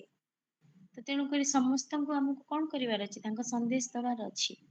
କେମିତି ଦେଇପାରିବା, ନିଜକୁ ସେଇ ଲାୟକ ବନେଇଲେ ତ। ଯଦି ଆମେ ଦୁଃଖୀ ଥିବା ତାହେଲେ ଆମ ପାଖକୁ କିଏ ଆସିବ, କେହି ଆସିବେନି। କିନ୍ତୁ ଆମେ ଯଦି ସୁଖୀ ଥିବା, ଖୁସିରେ ଥିବା, ଆନନ୍ଦରେ ଥିବା, ତ କଣ ହବ, ଗୋଟେ ଫୁଲ ଉପରେ କଣ ଗୋଟେ ଖିଲତା ହୁଆ ଫୁଲ, ତା ଉପରେ ଯାଇ ମହୁମାଛି ବସେ। କେବେ କୌଣସି ଶୁଖିଲା ଫୁଲରେ ମହୁମାଛି ବସିବା ଆମେ ଦେଖିଛେ କି, ନାଇଁ। ତ ସେଇଭଳି, ତେଣୁ ଆମେ ଯେତେବେଳେ ନିଜକୁ ପରିବର୍ତ୍ତନ କରିଦବା, କୋଉ ପରିବର୍ତ୍ତନ, ନିଜ ଭିତରର ଦୁଃଖ କଷ୍ଟ ଏଇଗୁଡାକୁ ଯେତେବେଳେ ଦୂର କରିବା, ଆଉ ଦୁଃଖ କଷ୍ଟ ଆସିବାର ରିଜିନ ହଉଛି କଣ, ଆମ ଭିତରେ ଥିବା ଖରାପ ସଂସ୍କାର ଆଉ ବିକାର। ତ ଯେତେବେଳେ ଆମେ ନିଜକୁ ବିକାର ମୁକ୍ତ କରିଦବା, ତ ଅଟୋମେଟିକ ଆମେ ସୁଖୀ ହେଇଯିବା। କେବଳ ଆମ ଦୁଃଖର କାରଣ ହଉଛି ବିକାର। ଆମ ଭିତରେ କ୍ରୋଧ ଅଛି, ମୋହ ଅଛି, ଅହଙ୍କାର ଅଛି, କାମନା ଅଛି, ଈର୍ଷା ଅଛି, ଏ ସବୁ ଜିନିଷ ଆମକୁ କଷ୍ଟ ଦବ। ତ ଭାବନ୍ତୁ ଯେତେବେଳେ ଆମେ ବିକାର ମୁକ୍ତ ହେଇଯିବା, ଆପଣ ନିହାତି ଆର ଅନୁଭବ କରିବେ ହିଁ କରିବେ। ଯେତେବେଳେ ଆମେ ନିଜେ କ୍ରୋଧ ମୁକ୍ତ ହେଇଯାଉଛେ, ଆଟ ଏନି ଷ୍ଟେଜ ଆମକୁ ଶାନ୍ତ ରହିବାର ଅଛି। ସେ ଯାହା ବି ହେଇଯାଉ, ଏକ୍ସ ୱାଇ ଜେଡ ଯାହା ବି ଘଟିଯାଉ, ଯିଏ ଆମର କେତେ ବଡ କ୍ଷତି କରିଦଉ ନା କାହିଁକି, କିନ୍ତୁ ଆମକୁ କ୍ରୋଧ କରିବାର ନାହିଁ। ଯେତେବେଳେ ଆପଣ ନିଜେ ସେଇ ଜିନିଷକୁ ରିଏଲାଇଜ କରୁଛନ୍ତି ଆଉ ମୁକ୍ତ ହେଇଯାଉଛନ୍ତି, ଆପଣ ନିଜେ ହିଁ ଭାବିବେ ଯେ, ନିଜେ ହିଁ ଅନୁଭବ କରିବେ ଯେ ମୋର ବିପି ଲେଭେଲ ସବୁବେଳେ ଠିକ ରହୁଛି, ମୁଁ କୌଣସି ଷ୍ଟେଜରେ କାହା ଉପରେ ଚିଡଚିଡ ହଉନି, ତ ଆପଣ ନିଜେ ହିଁ ପିସ ର ଅନୁଭବ ନେବେ। ତେଣୁକରି ଆମକୁ ଦୁଃଖ ଦେଲା ବାଲା କେହି ସାମ୍ନା ବାଲା ନୁହଁ, ଆମ ନିଜ ଖରାପ ସଂସ୍କାର, ପାଞ୍ଚ ବିକାର। ତେଣୁ ଯେତେବେଳେ ସେ 5 ବିକାରକୁ ଆମେ ମେଡିଟେସନ ଦ୍ଵାରା ନିଜ ଭିତରେ କଣ କରୁଛେ, ଶକ୍ତିକୁ ସଞ୍ଚାର କରି ତାକୁ ଦୂରେଇ ଦଉଛେ, ସେତେବେଳେ ଆମ ଭିତରେ ପରିବର୍ତ୍ତନ ଆସି ଯାଉଛି, ଆମ ଭିତରେ ସେ କ୍ୱାଲିଟି ଆସି ଯାଉଛି, ଯାହା ଦ୍ଵାରା କି ଆମେ 5 ଲୋକକୁ ନିଜ ବ୍ୟବହାର ନିଜର କଣ ଭାଇବ ଦ୍ଵାରା ଆଟ୍ରାକ୍ଟ କରିପାରିବା। ଆମ ଭିତରର ସେ ରିଫ୍ଲେକ୍ସନ ଦ୍ଵାରା ସେମାନେ ଆଟ୍ରାକ୍ଟ ହେବେ। ସେମାନଙ୍କୁ ବି ସେତିକି ପିସ୍ ଫିଲ୍ ହବ ଯେତେବେଳେ ସେ ଆମ ସହିତ କଥା ହେଲେ, ଆମ ସଂସ୍ପର୍ଶରେ ଆସିବେ, ତାଙ୍କୁ ବି ସେତିକି ଅନୁଭବ ଆସିବ, ଯାହା ଫଳରେ କି ସେମାନେ ଆମ ସହିତ ମିଶିବାକୁ ଚେଷ୍ଟା କରିବେ। ଆଉ ଯେତେବେଳେ ସେ ଆମ ସହିତ ମିଶିଲେ, ଆମ ଖୁସିର ରହସ୍ୟ ସେମାନେ ନିହାତି ଜାଣିବେ। କିଏ ନା ସ୍ୱୟଂ ପରମାତ୍ମା। ତ ପରମାତ୍ମାଙ୍କ ପରିଚୟ ଆମେ ଇଜିଲି ଜଣକୁ ଦେଇପାରିବା। ତେଣୁ କୋଉଭଳି ଭାବରେ ଆମେ ସହଯୋଗ ଦେବା, ପରମାତ୍ମାଙ୍କର ପରିଚୟ ଦେଇ ସମସ୍ତଙ୍କୁ ବିଶ୍ୱର ବିଶ୍ୱ କଲ୍ୟାଣକାରୀ ଯୋଉ ସେବା, ବିଶ୍ୱ ସେବାଧାରୀ ଯୋଉ ଭଗବାନ ଆମକୁ ବନେଇଛନ୍ତି, ତାର ଆମେ କଣ ସହଯୋଗୀ ବନେଇବା। କେମିତି? ପରମାତ୍ମାଙ୍କର ପରିଚୟ ଦେଇକି। ଆଉ ପରମାତ୍ମାଙ୍କ ପରିଚୟଟା ଦବାଟା ବି ଇଜି ନୁହେଁ। ତା ପାଇଁ ଆମକୁ ନିଜକୁ ଲାୟକ ହବାର ଅଛି। ନିଜେ ଆମେ ସେତିକି ଲାୟକ ହେଲେ ହିଁ ତ ଅନ୍ୟକୁ ଉଦ୍ଧାର କରିପାରିବା। ତେଣୁକରି ଆମେ କଣ କରିବା? ସହଯୋଗ ଦବା। କୋଉ ଭଳି ସହଯୋଗ? ନା ପରମାତ୍ମାଙ୍କର ପରିଚୟ ଆମେ ସମସ୍ତଙ୍କୁ ଦବା। କାହିଁକି ନା ଆମେ ଦୁଃଖରୁ ମୁକ୍ତ ହେଲେ, ଆମର ଯୋଉ ଭାଇ ଭଉଣୀ ମାନେ ଯେ ଏପର୍ଯ୍ୟନ୍ତ ପିତାଙ୍କ ପରିଚୟ ପାଇନାହାନ୍ତି, ସେମାନଙ୍କୁ ବି ତ ଦୁଃଖରୁ ମୁକ୍ତ ହବାର ଅଛି। ସମସ୍ତଙ୍କୁ ଦୁଃଖରୁ ମୁକ୍ତ ହବାର ଅଛି। ଆଉ ଗୋଟେ କଥା ହେଲା, ଆମେ କହିଦବା ଯଦି ଆମେ ହିଁ ପରମାତ୍ମାଙ୍କ ପରିଚୟ ପାଇଗଲେ, ଦୁନିଆରେ ତ ଏତେ ଲୋକ ହେଲେଣି, 33 କୋଟି ଦେବୀ ଦେବତା କଣ ହେଇନଥିବେ? ତ ତେଣୁକରି ଛାଡିଦବା। ଆମେ ତ ଫୁଲଫିଲ ହେଇଗଲେ, ଆମେ ହିଁ ପରିଚୟ ପାଇଗଲେ, ସମ୍ପୂର୍ଣ୍ଣ ବନିଯିବା, ପଳେଇବା। ତେଣିକି ଆଉ କିଏ ପାଉଛି ପାଉ, ନହେଲେ ନାହିଁ। ଯଦି ଏଇଭଳି ମନୋବୃତ୍ତି ଆମେ ରଖିବା, ସେଇଟା ବି ଆମର ରଙ୍ଗ ଥଟ୍। କାହିଁକି ନା ଯେ ପର୍ଯ୍ୟନ୍ତ ଏ ଦୁନିଆରେ ସବୁ ଆତ୍ମା ପରମାତ୍ମାଙ୍କର ପରିଚୟ ପାଇନାହାନ୍ତି, ସେ ପର୍ଯ୍ୟନ୍ତ ଆମେ ବି ଯାଇପାରିବାନି। ତେଣୁ ଏଇଟା ମାଣ୍ଡାଟୋରି ଯେ ସମସ୍ତଙ୍କୁ ପରିଚୟ ପାଇବାର ଅଛି ହିଁ ଅଛି। ସେଇଟା ଅଲଗା କଥା କି ଲେଟ ରେ ପାଇବ କି ଜଲ୍ଦି ପାଇବ, ସେଇଟା ଅଲଗା କଥା। କିନ୍ତୁ ସମସ୍ତଙ୍କୁ ପରମାତ୍ମାଙ୍କର ପରିଚୟ ପାଇବାର କଣ ଅଧିକାର ଅଛି, ଆଉ ଦ୍ୟାଟ ଇଜ ମାଣ୍ଡାଟୋରି, କମ୍ପଲସରି ସେ ପାଇବେ ହିଁ ପାଇବେ। କାହିଁକି ନା ଆତ୍ମା ପାବନ ନ ବନିଲେ ପରମଧାମ ଯାଇପାରିବନି, ଆଉ ସତ୍ୟ ଯୁଗ କେମିତି ଆସିବ? ତ ତେଣୁ କରି ସମସ୍ତଙ୍କୁ ପିତାଙ୍କର ପରିଚୟ ପାଇବାର ଅଛି, ଆଉ ତାର ଡ୍ୟୁଟି ଆମର ହିଁ ଆମକୁ ଦେବାର ଅଛି। ତ ତା ପୂର୍ବରୁ ନିଜକୁ କଣ କରିବାର ଅଛି? ସହଯୋଗୀ ବନିବାର ଅଛି। କୋଉ ଭଳି ସହଯୋଗୀ? ନିଜକୁ ପରିବର୍ତ୍ତନ କରିବାର ସହଯୋଗୀ। ତ ଯେତେବେଳେ ଆମେ ନିଜକୁ ପରିବର୍ତ୍ତନ କରିବା, ତାହେଲେ ଯାଇକି ଆମେ ସହଯୋଗୀ ବନିପାରିବା। ତେଣୁକରି ଭଗବାନ ଯଦି ଆମକୁ ବାଛିଛନ୍ତି, ଭାବନ୍ତୁ ଆମେ କେତେ ଭାଗ୍ୟବାନ ବଚ୍ଚା। ଆମେ ନିଜେ ଭଗବାନଙ୍କ ପାଖକୁ ଦୌଡ଼ିକି ଯାଇନେ, ଆମେ ଭଗବାନଙ୍କୁ ଡାକୁଥିଲେ, କିନ୍ତୁ ପରିଚୟ କେମିତି ପାଇଲେ? ଘରେ ବସିକି ପରିଚୟ ପାଇଲେ। କୋଉ ଜଙ୍ଗଲକୁ ଯାଇକି ଭଗବାନଙ୍କ ପରିଚୟ ପାଇଲେ କି? ଖୋଜି ଖୋଜି ବାଟରୁ ପାଇଲେ କି? ଘରେ ଆରାମସେ ବସିଛି, ଘରେ ବସି ବସି ଭଗବାନଙ୍କ ପରିଚୟ ପାଇଗଲେ। ତାହେଲେ ଆମକୁ ଖୋଜି ଖୋଜି କିଏ ଆସିଛି? ସ୍ୱୟଂ ପିତା ଆମକୁ ଖୋଜି ଖୋଜି ଆସିଛନ୍ତି, ଆମେ ଯାଇନେ। ତେଣୁକରି ଆମ ଭିତରେ ସେତିକି ସେ କ୍ୱାଲିଟି ଦେଖିଲେ ଯେ ମୋ ପିଲା ମୋ କାମରେ ସହଯୋଗୀ ବନିପାରିବ, ସେଥିପାଇଁ ତ ସେ ଆମକୁ ବାଛିଛନ୍ତି। ଭାବନ୍ତୁ। ତ ତେଣୁକରି ଆମେ ଭଗବାନଙ୍କ ନଜରରେ କଣ? ଭଗବାନ ଆମକୁ କୋଉଭଳି ନଜରରେ ଦେଖୁଛନ୍ତି? ବିଶ୍ୱର ସେବା ଯଦି ଆମେ କରିପାରିବା, ତାହେଲେ ଆମେ କେତେ ମହାନ ଆତ୍ମା। ତାହେଲେ ଭଗବାନ ଆମକୁ କୋଉ ଦୃଷ୍ଟିରେ ଦେଖୁଛନ୍ତି? ଆମେ କେତେ ମହାନ ଆତ୍ମା। ତ ତେଣୁକରି ଆମର କର୍ମ ବି ତ ସେତିକି ମହାନ ହବା ଦରକାର। ତେଣୁ ଆମେ ସବୁବେଳେ ନିଜକୁ କଣ ଭାବିବା? ଆମେ ହିଁ ଭାଗ୍ୟବାନ ବଚ୍ଚା। କାରଣ ଯେତେ ଆମେ ନିଜକୁ ଭାଗ୍ୟବାନ ଭାବିବା, ସେତେ ଭାଗ୍ୟବାନ ବନିଯିବା। जैसा सोचेंगे हम वैसा बन जाएंगे। ତ ତେଣୁକରି ଆମେ କୋଉଭଳି ଭାବରେ ସହଯୋଗ ଦବା ଜାଣିଲେ, ସହଯୋଗୀ ଆତ୍ମା ବନିବା। ଆଉ କଣ? ସହଯୋଗ ଶକ୍ତିର ସଞ୍ଚାର କଲେ ହିଁ ତ ସହଯୋଗୀ ବନିବା। ତ ସହଯୋଗ ଶକ୍ତିର ସଞ୍ଚାର କୋଉଭଳି ଭାବରେ କରିବା? ଯେତେବେଳେ ଆମେ ନିଜକୁ ପରିବର୍ତ୍ତନ କରିବା, ବିକାରୀରୁ ଆମେ କଣ ଶ୍ରେଷ୍ଠାଚାରୀ ବନିବା, ଅବଗୁଣରୁ ଆମେ ଦୈବୀ ଗୁଣ ସମ୍ପନ୍ନ ବନିବା। और ସେଇଟା କେବଳ ପରମାତ୍ମାଙ୍କ ୟାଦରେ ହିଁ ସମ୍ଭବ। जी। तापरे हमें जीवा कौन ना विस्तार को संकीर्ण करने की शक्ति, माना कौन संकुचन और प्रसारण शक्ति जोटा। तो संकुचन प्रसारण शक्ति कौन? जेमती कि हमें कइंच जानिछि, कइंच को देखिछि, कइंच कौन करे? आज टिके वेट करबा, आ दीटा शक्ति कंप्लीट कर देबा। जी। ତ ତେଣୁ କରି କଇଁଛ କଣ କରେ, ଜାଣିଛେ ଆମେ ସେ ଗୋଟେ ସେଲ୍ ଭିତରେ ରୁହେ। ଆଉ ସେ ଯେତେବେଳେ ଚାଲା ବୁଲା କରେ ତ ସେଲ୍ ଭିତରୁ ତାର ହାତ ଗୋଡ ମୁଣ୍ଡ ବାହାର କରେ ଚାଲେ। କିନ୍ତୁ ଯେତେବେଳେ ତାକୁ କିଛି ବିପଦ ଆସିବ ସେ ଜାଣେ, ସେ କଣ କରେ, ସେ ସେଲ୍ ଭିତରେ ନିଜ ହାତ ଗୋଡକୁ ପୁଣି ଜାକିକି ପଶେଇ ଦିଏ।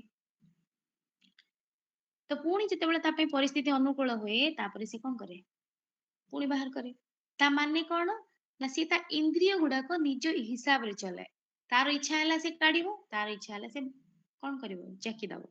ତେଣୁ ତା ଇଚ୍ଛା ହିସାବରେ ସେ ତା ଇନ୍ଦ୍ରିୟକୁ ଚଲାଏ, ତା ଇନ୍ଦ୍ରିୟକୁ ତା ଉପରେ ହାବି ହବାକୁ ଦିଏ ନାହିଁ। ତେଣୁ ଦୁନିଆରେ ଯାହା ବି ସବୁ ବନିଛି, ଭଗବାନ ସେ ସୁପ୍ରିମ ଫାଦର, ସେ ସୁପ୍ରିମ ଟିଚର ଆମ ପାଇଁ କେତେ ସବୁ ଏକ୍ସାମ୍ପଲ ସେଟ କରିଛନ୍ତି ଆମକୁ ପାଠ ପଢେଇବା ପାଇଁ। ଭାବନ୍ତୁ କେମିତିକା କ୍ରିଏଟର ସେ।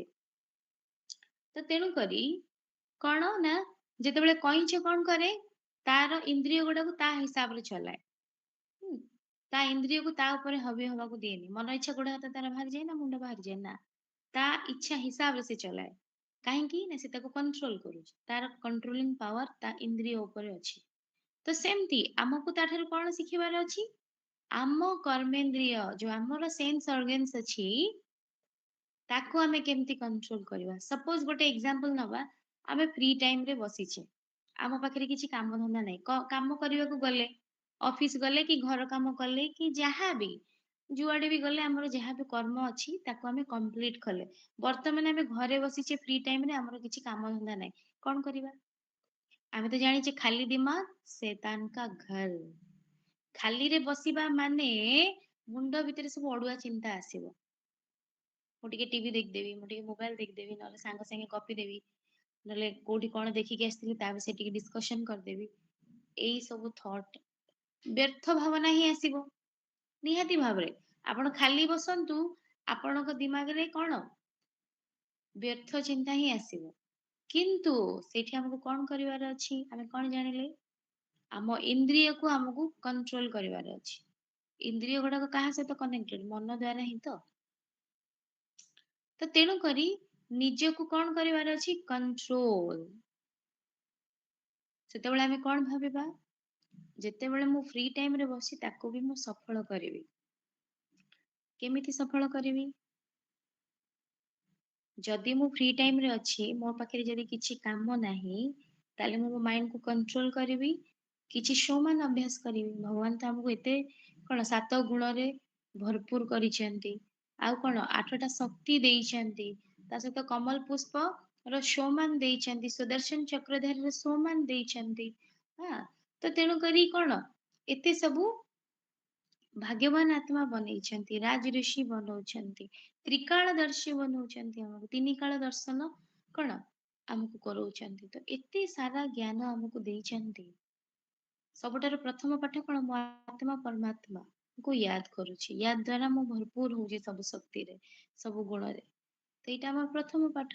ତେଣୁ ଯେତେବେଳେ ଆମେ ଫ୍ରି ଟାଇମ ରେ ବସୁଛେ, ଆମେ କଣ ଜାଣିଲେ, ପରମାତ୍ମାଙ୍କୁ ଆମେ ଯେତେବେଳେ ବି ୟାଦ କରିବା, ସେ ସମୟର ମୂଲ୍ୟ ବଢିଯାଏ, ଶ୍ରେଷ୍ଠ ହେଇଯାଏ।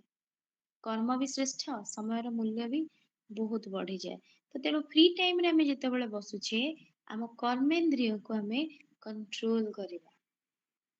ଆଖି ତ ଇଚ୍ଛା କରିବ ଟିଭି ଦେଖିବା ପାଇଁ, କାନ ତ ଇଚ୍ଛା କରିବ ଯେ ଇଆଡୁ ସିଆଡୁ କଥା ଶୁଣିବ, ପାଟି ଇଚ୍ଛା କରିବ କିଛି ଗପିବ, ନହେଲେ ଭଲ ମନ୍ଦ ଖାଇବ, ନହେଲେ ଯାହାବି ଜିଭର ଇଚ୍ଛା କଣ, ମୁଁ ଭଲ ଭଲ ଖାଇବା ଟେଷ୍ଟ କରିବି, ପାଟିର ଇଚ୍ଛା ସେ ଗପିବ, ଆଖି କହୁଛି ମୁଁ ଟିଭି ଦେଖିବି ନହେଲେ ମୋବାଇଲ ଦେଖିବି, କି କଣ କାହା ସାଙ୍ଗରେ ଗୋଟେ ଗପି ଦେବି। ଏଇ ସବୁ ଥଟ୍ ଆସିବ, କାହିଁକି ନା ଏଇଟା ଆମର ବର୍ତ୍ତମାନର ଅଭ୍ୟାସ ନୁହଁ, 63 ଜନ୍ମର ଅଭ୍ୟାସ। 63 ଜନ୍ମ ଆମେ ଶରୀର ଭାନରେ ଆସିଲେଣି ନା। ତ ଏମିତି ଆମେ ପରିବାରରେ ଆସୁଛେ, ଆଗରୁ ତ ଆମେ ବାବାକୁ ଜାଣିନଥିଲେ ନା ଜ୍ଞାନ ଜାଣିନଥିଲେ, 63 ଜନ୍ମ ଆମେ ଭୁଲି ଭାଲିକି ସବୁ ବସିଥିଲେ, ଦେହ ଭାନରେ ଆମେ ସବୁ ଏତେ କଣ କରିକି ଆସିଛେ, ତ ସେ ସଂସ୍କାର ଗୁଡା ଟିକେ ରହିବ ନିହାତି। ହଁ, ତ ତେଣୁକରି 63 ଜନ୍ମର ସଂସ୍କାର ପରିବର୍ତ୍ତନ କରିବା କଣ ଏତେ ସହଜ କଥା? କିନ୍ତୁ ସହଜ କେତେବେଳେ ହବ, ଯେତେବେଳେ ଆମେ ଆମ କର୍ମେନ୍ଦ୍ରିୟକୁ କଣ୍ଟ୍ରୋଲ କରିବା ପରମାତ୍ମାଙ୍କର ସାହାଯ୍ୟରେ। ତେଣୁ ଆମକୁ କଣ କରିବାର ଅଛି, ବ୍ୟର୍ଥ ଠାରୁ ଯେତେ ଆମେ ଦୂରେଇକି ରହିବା, ସମର୍ଥ ବନିବା। ଯେତେ ଆମେ ବ୍ୟର୍ଥକୁ ଦୂରେଇବା, ସେତେ ଆମେ ସମର୍ଥ ବନିବା। ତେଣୁ ବ୍ୟର୍ଥକୁ ଆମେ କେମିତି ଦୂରେଇ ପାରିବା, ଯେତେବେଳେ ଆମ କର୍ମେନ୍ଦ୍ରିୟକୁ ଆମେ କଣ୍ଟ୍ରୋଲ କରିବା, ଆମ ସେନ୍ସ ଅର୍ଗାନ୍ସକୁ ଆମେ କଣ୍ଟ୍ରୋଲ କରିବା। ତାହେଲେ ଯାଇକି ଆମେ କଣ ବ୍ୟର୍ଥକୁ ଦୂରେଇ ପାରିବା, ସମର୍ଥ ହେଇପାରିବା। ଯେତେବେଳେ ମୁଁ କହୁଛି, ମୁଁ ଭାବୁଛି ମୁଁ ଫ୍ରି ଟାଇମରେ ବସିଛି, ମୁଁ ସୋମାନ ଅଭ୍ୟାସ କରିବି। ହୁଁ, ଯାହାବି କଣ ମୁଁ ଶାନ୍ତ ସ୍ୱରୂପ ଆତ୍ମା ନିଜକୁ ଭାବିକି ପରମାତ୍ମାଙ୍କ ଠାରୁ ଶକ୍ତି ନେବି, ଶକ୍ତିଶାଳୀ କରିବି ଆତ୍ମାକୁ। ତାହେଲେ କଣ ହବ? ନିହାତି ଆଉ ବୁଦ୍ଧି କୁଆଡେ ଯିବନି। ବୁଦ୍ଧି ଆଉ ଆଖି କହିବନି ଯେ ମୁଁ ଯାଇ ଟିଭି ଦେଖେ, କାନ କହିବନି ଯେ ମୁଁ ଯାଇ କାହା ସାଙ୍ଗେ ଟିକେ ଗପି ଦିଏ। ହୁଁ, ତ ଏଇଭଳି ଭାବନା ଆସିବ ନାହିଁ। ଆମ ବୁଦ୍ଧି କଣ ହବ? ମାଇଣ୍ଡ ଆମର କଣ୍ଟ୍ରୋଲ ହବ। ତେଣୁ ଆମେ କଣ ବ୍ୟର୍ଥରୁ ଦୂରେଇବା, ସମର୍ଥ ଆଡକୁ ଯିବା। ତ ତେଣୁ କରି କଣ ନା ଆମ ଇନ୍ଦ୍ରିୟକୁ ଯେତେବେଳେ ଆମେ କଣ୍ଟ୍ରୋଲ କରିବା, ତାହେଲେ ହିଁ ଆମେ କଣ ଫ୍ରି ଟାଇମ ରେ ବି ଆମେ କଣ ହେଇପାରିବ? ବ୍ୟର୍ଥ ଠାରୁ ଦୂରେଇକି ଆମେ ସମର୍ଥ ବନିପାରିବା। ତ ଏଇଭଳି ଭାବରେ ଆଉ କଣ ନା ସିଚୁଏସନସିପ ବି ଗୋଟେ ଜିନିଷ ଥାଏ। ଯେତେବେଳେ ଆମ କର୍ମେନ୍ଦ୍ରିୟ ଆମ କଣ୍ଟ୍ରୋଲରେ ଥାଏ, ସେତେବେଳେ କଣ ହୁଏ? ସପୋଜ ଗୋଟେ କ୍ରିଟିକାଲ ସିଚୁଏସନ ଅଛି, କାହା ସହିତ ଆମର ଝଗଡା ଆମେ କରିନି, କୌଣସି ରିଜନରୁ ଗୋଟେ ନେଗେଟିଭ ସିଚୁଏସନ କ୍ରିଏଟ ହେଲା କି ଝଗଡା ମାହୋଲ ଆସିଲା, ତ ସେତେବେଳେ ଯଦି ମୁଁ ମୋ ଜିଭକୁ ନିଜ କଣ୍ଟ୍ରୋଲରେ ରଖିଛି, ଅଲ୍ ଆବାଉଟ୍ ମାଇଣ୍ଡ, କାରଣ ଆମର ପାଞ୍ଚେନ୍ଦ୍ରିୟ କାହା ସହିତ କନେକ୍ଟେଡ? ଆମ ମାଇଣ୍ଡ ସହିତ ହିଁ କନେକ୍ଟେଡ। ତେଣୁ ଆମ ମାଇଣ୍ଡଟା ଯଦି ଆମ କଣ୍ଟ୍ରୋଲରେ ଥିବ, ତେଣୁ ସେ ଜିଭକୁ ବି କଣ୍ଟ୍ରୋଲ କରିପାରିବ। ତ ସାମ୍ନା ବାଲା ରାଗିକି ଆମକୁ 10 ପଦ କହିବ ନିହାତି ଭାବରେ। ଯେହେତୁ ତାଙ୍କ କୌଣସି କାରଣରୁ ଆମର ଗୋଟେ ସମ୍ପର୍କ ଖରାପ ହେଇଛି, ଝଗଡାଟି ସୃଷ୍ଟି ହେଇଛି। ତ ସେଇଟା କୋଉଠି ବି ହେଇପାରେ, ଘରେ ବି ହଉଛି, ବାହାରେ ବି ହଉଛି, ଠିକ ଅଛି। ତ ସେତେବେଳେ ଯେତେବେଳେ ସାମ୍ନା ବାଲା ଆମକୁ 100 ପଦ ଶୁଣଉଛି, ସେଠି ଆମର କର୍ମ କଣ? ଆମେ ବି ତାଙ୍କ ଭଳି ତାଙ୍କୁ ଶୁଣିବା। ତା ଦ୍ଵାରା କଣ ହବ? ଶତ୍ରୁତା ବଢିବ, ଝଗଡା ଆହୁରି ବଢିବ ନିହାତି ଭାବରେ, ଆଉ ପରିସ୍ଥିତି ବହୁତ ଖରାପ ହବ।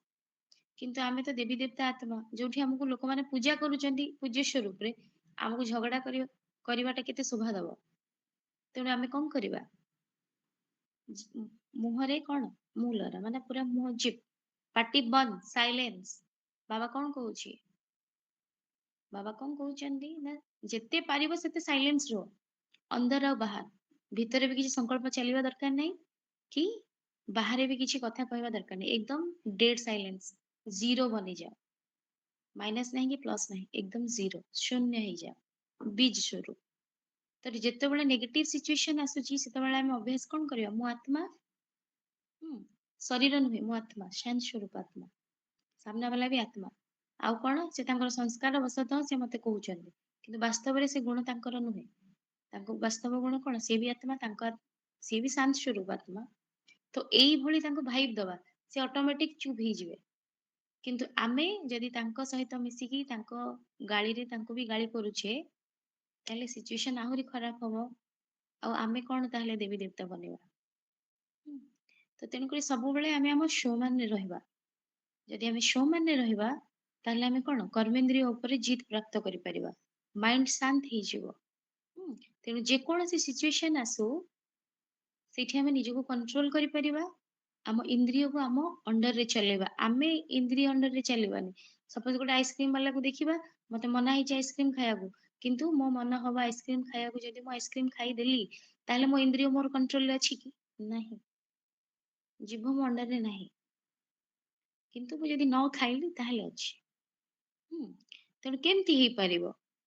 ଯେତେ ଆମେ ନିଜକୁ ସେତିକି କଣ ଭାବିବା ଯେ ମୁଁ ସେଇଟା କରିପାରିବି, ଆଉ ତାକୁ କରିବାକୁ ହେଲେ, ସେତିକି ଏବଲ୍ ସକ୍ଷମ ବନିବାକୁ ହେଲେ କଣ କରିବା? ସୋମାନ, ସେତିକି ସମ୍ମାନର ସ୍ଥିତିକୁ ବି ଆମକୁ ନିଜକୁ ବନେଇବାର ଅଛି, ଯୋଉଟା କି ପରମାତ୍ମା ଆମକୁ ଦଉଛନ୍ତି। ଶାନ୍ତ ସ୍ୱରୂପ ଆତ୍ମା ଅଭ୍ୟାସ କରିବା, ଯାହା ଦ୍ୱାରା କି ଆମର କର୍ମେନ୍ଦ୍ରିୟ ଶାନ୍ତ ହେଇଯିବ, ମାଇଣ୍ଡ ଶାନ୍ତ ହେଇଯିବ, ଯାହା ଫଳରେ କି କଣ ଆମେ ସାଧାରଣ ବହୁତ ମିନିମମ ଜିନିଷରେ ଆମେ ମ୍ୟାନେଜ କରିଦବା ନିଜକୁ। ଏତେ ଜିନିଷ ବି ଦରକାର ପଡିବନି, ଆମ ଭିତରେ ସେଇ ସିମ୍ପଲିସିଟି ଆସିଯିବ, ଯୋଉଠି ଆମେ ଏତେ ଜିନିଷର ଆବଶ୍ୟକତା କରୁଥିଲେ ନିଜକୁ ଚଲେଇବା ପାଇଁ, ସେଠି ବହୁତ ମିନିମମ ଜିନିଷରେ ଆମେ ନିଜକୁ ମ୍ୟାନେଜ କରିନବା। ଆଉ ଆମକୁ କଷ୍ଟ ବି ହବନି, ଆଉ ଖରାପ ବି ଲାଗିବନି। ଆଉ ଆମ ଇନ୍ଦ୍ରିୟ ଆମକୁ କଣ୍ଟ୍ରୋଲ, ଆମେ କଣ କଣ୍ଟ୍ରୋଲ କରିବାନି, ଆମେ ଇନ୍ଦ୍ରିୟକୁ କଣ୍ଟ୍ରୋଲ କରିବା। ଯୋଉଠି ଆମକୁ 5-10 ପ୍ରକାରର ଖାଦ୍ୟ, ସପୋଜ ଗୋଟେ ସିମ୍ପଲ ଏକ୍ସାମ୍ପଲ, 5-10 ପ୍ରକାରର ଖାଦ୍ୟ ଆବଶ୍ୟକ ହଉଥିଲା ନିଜ ପେଟ ପାଇଁ। କାହିଁକି ନା ଜିଭର ଲାଳସା ଥିଲା, ତାକୁ ଭେରାଇଟି ଟେଷ୍ଟ ଦରକାର। କାହିଁକି? ଇନ୍ଦ୍ରିୟ ଚଳଚଞ୍ଚଳ ଅଛି। କିନ୍ତୁ ଯେତେବେଳେ ଆମେ ଶାନ୍ତ ହେଇଯିବା, ସାଧାରଣ ଖାଇବା ଗୋଟେ ଦିଟା ଖାଦ୍ୟରେ ବି କି ଦୁଇ ଚାରିଟା ଖାଦ୍ୟରେ ବି ଆପଣ ସନ୍ତୁଷ୍ଟ ହେଇଯିବେ। ତ ସବୁ ଜିନିଷ ହଉଛି ଆମ ମାଇଣ୍ଡରେ। ତେଣୁ ଯେତେ ଆମେ ମାଇଣ୍ଡକୁ କାମ୍ ରଖିବା, ଶାନ୍ତ ରଖିବା, ଆମେ ସବୁ ସିଚୁଏସନରୁ ଓଭରକମ୍ କରିଯିବା ୱିଦାଉଟ୍ ଏନି ପ୍ରୋବ୍ଲେମ। तो तेणु करी संकुचित प्रसारण शक्ति कौन बा विस्तार को संकीर्ण करने की शक्ति कौन ना निज इंद्रिय को हमें निज अंडर रे चलेबा केमिति चलेबा ना जेतेबेले आमे कौन करबा इंद्रिय जीत बनबा। इंद्रिय जीत केमति बनबा ना जेतेबेले हमर इंद्रिय शांत हबो। आ शांत केतेबेले हबो ना जेतेबेले हमर मन शांत हबो। आ मन को शांत किए करिवो मैं शांत स्वरूप आत्मा रे जेते हमें अभ्यास करबा मु आत्मा शांत स्वरूप निजको भावी आमे परमात्मा को जेते याद करबा आमे सेते शांत हे जीवा। जी तापरे कोन ना समेटने की शक्ति एटा टिके बुझीबा तापरे आमे क्लास ऑफ करबा। तो समेटने की शक्ति कोन ना पावर टू पैकअप माने एकत्रीकरण शक्ति। तो लास्ट वर्तमान आमे बुझीबा कोन जेमति कि गोटे जिंस आमे स्कूल जाउचे कॉलेज जाउचे कोनोसी पार्टी जाउचे कि कोनोसी गोटे ट्रैवलिंग करूचे तो जुआडे भी आमे जाउचे ता पूर्वरु आमे प्रिपरेशन करूचे प्रस्तुति मोड प्रिपरेशन सपोज मते काल सकाळे स्कूल जायर अछि मु आज राति सब सेटअप नेबी मु जहा जहा जिंस आवश्यक आज राति टू ड्रेस हैला ता आयरन कर रखिबी जोता हला पॉलिश कर रखिबी सब ऑन टाइम पाइन की सब प्रिपरेशन कर रखिबी दैट टू कोन हबो काली मॉर्निंग रे मते फटाफट रेडी होबार अछि सब जिंस नै की जिबार अछि। जदि मु किछि जिंस ठीक भाबरे न रखिबी करिकी हां जो जगह रे जो जिंस रखिबा आवश्यक जहा फल रे कि मु ताकू गला बेले पाई परिबी जदि न रखिली जिनस पत्र सब एपट सेपट हेकी पड़ी मु किछि प्रिपरेशन कलिनी ताले जेतेबेले मु बाहरी भी जीवा पई कि मु जाई परिबी टाइम रे कारण मते जिनस ही मिलिबोनी तेणु मु कोन समय रे जाई परिबी पंक्चुअल ही परिबी हेई परिबेनी बस फेले भी निहति भाबरे नले लेट रे जाई की पहुंचीबी किछि प्रॉब्लम त हबो निहति। तो सेई भଳି कोन ना वर्तमान आमे जानु छे जे वर्तमान समय कोन शेष समय लास्ट बा जन्म लास्ट बा जुग एटा संगम लास्ट तापर हमर नूतन जुग आसी जीवो नुआ दुनिया आसी जीवो तेणु ए पुराना दुनिया रे हमकु वर्तमान विदाय नबर समय जानिले हम ता सहित आउ कोन कार्मिक अकाउंट भी सब चुक्त करिवार अछि तेसाटी जन्मर विकर्म विनाश करिवार अछि तो सबु जिंस को एठी हमें कोन अकाउंट पूरा खाली करिवार अछि ताहाले हमें जिबा किंतु वर्तमान कोन होछि आमे जानु छे वर्तमान हमर एटा लास्ट बा जन्म आमको कोन करिवार अछि शरीर छाड़ीवार अछि निज घर को जिवार अछि। तो आ गोटे कथा भी आमे जानि छी जे वर्तमान समय सत्य जुग रे आत्मा माने थिले 150 वर्ष बंचुथिले तापर शरीर छाडुथिले सेटा जणा थिला किंतु वर्तमान तो समय जणा नै कि केतेबे शरीर छाडिबो अकाल मृत्यु आसी जाउची हां कोनोसी गोटे कोन कन्स्टेंटिटी नाही सर्टेनिटी नाही सब अनसर्टेन थिंग केतेबेले कोन हे जीव जणा नै। तो तेणु करी आमे सब बेले कोन रहूचे कार्यरत रहूचे आ एभली कार्यरत रहूचे दुनियार कर्म बंधन रे सब बेले दौड़ुचे तो सब बेले एमिति कार्यरत कर्म बंधन भी गोटे विकार माने कोन जी दुख देला से विकार जेतेबेले आमे कर्म बंधन रे आसी जाउचे एमिति काम करूचे निजको खाइबा पई भी समय मिलुनी ठीक से ए शरीर को भी तो ठीक रखिबार अछि आ द्वारा आमे कर्म करूचे पुरुषार्थ आरि द्वारा करिबा कर्म आरि द्वारा करिबा आमर सबठारु बड़ साथी होची शरीर वर्तमान काहे कि ना शरीर माध्यम रे हमको सब किछि करिया पडुची तेणु करी आकु ठीक रखिबार अछि किंतु बेले बेले कोन होची आमे कर्म बंधन रे एई भली भाव रे आसी जाउचे जहा फल रे कि हमको कोन होची खाइबा को भी टाइम मिलुनी आ बहुत जेतेबेले कोन हमको जेतेबेले टिके भी फ्री टाइम मिलुचे हम कोन करूचे आज एते काम पड़ला जे वो ठीक से खाइ भी पारलेनी बहुत दुख लागे तो तेणु करी ए सब जिंस कोन निहति तेणु कष्ट दउची तेणु कर्म बंधन भी गोटे विकार तेणु करी कोन कर्म को हमको कोन कर्म बंधन रे फसिबार नै कर्म करिवार अछि किंतु केमिति करिवा जानिबा जे आउ कोन ना सेकंड थिंग हला आमे जानिले जे केतेबेले कहारो बुलावा आसी जीवो आमे जानिले किंतु आत्मा को कोन दरकार आत्मा जेतेबेले कोन करिवो शरीर रो छाडिवो शरीर रू बाहरिबो सेतेबेले ताको कोन दरकार सद्गति दरकार ना दुर्गति दरकार निहाती सद्गति दरकार आउ सद्गति केमति प्राप्त करिवो कोनोसी ए दुनिया रे जिंस को मन पकई कि जदी शरीर छाड़िबो सद्गति प्राप्त करिवो कि जेतेबेले जे शरीर छाड़ନ୍ତି ଆମେ କଣ କହୁ भगवान को याद करो भगवान का नाम लियो आमे केबे कहू कोन शरीर ना नियो ना काहेकि ना आत्मार सद्गति हबार अछि तो तेणु करी आमे जानिने हमर शेष समय केतेबेले आसीबो किंतु आमे कोन करछु कर्म बहुल जीवन सबले दौडुचे किंतु हमको कोन जदी भी आमे दौडुचे हमको शक्ति दरकार निहिति भाबे तेणु करी हमको कोन हबार अछि कर्म योगी हबार अछि हमको निजको एभଳି भाबरे प्रिपेयर करिवार अछि जे हमर शेष समय जो मुहूर्त हो किंतु आमे एवर रेडी थिबा सब बेले पई जीवा पई प्रस्तुत थिबा केमती ही परिबा आगुरु अभ्यास कले तो तेणु करी वर्तमान जीवन में आमे जहा कर्म करूचे ठीक अछि किंतु कर्म योगी हवा कर्म योगी कोन जेमती कि आमे जानिथिले निजको आत्मा भावी परमात्मा को याद रे आपण दुकान को जानतु स्कूल को जानतु बिजनेस करंतु ऑफिस जानतु स्टूडेंट माने पाठ पढ़िया को जानतु कि आपण बुलिबा को जानतु पिकनिक रे जानतु जोडे भी जाउचंदी जानतु जहा भी आपनकर जोठी आवश्यक पड़ुची काम पई कि आपण जानतु किंतु बिना परमात्मांकर नुहे परमात्मांक संगरे जानतु काहेकि आमे जानिले ना समय केतेबेले कोठी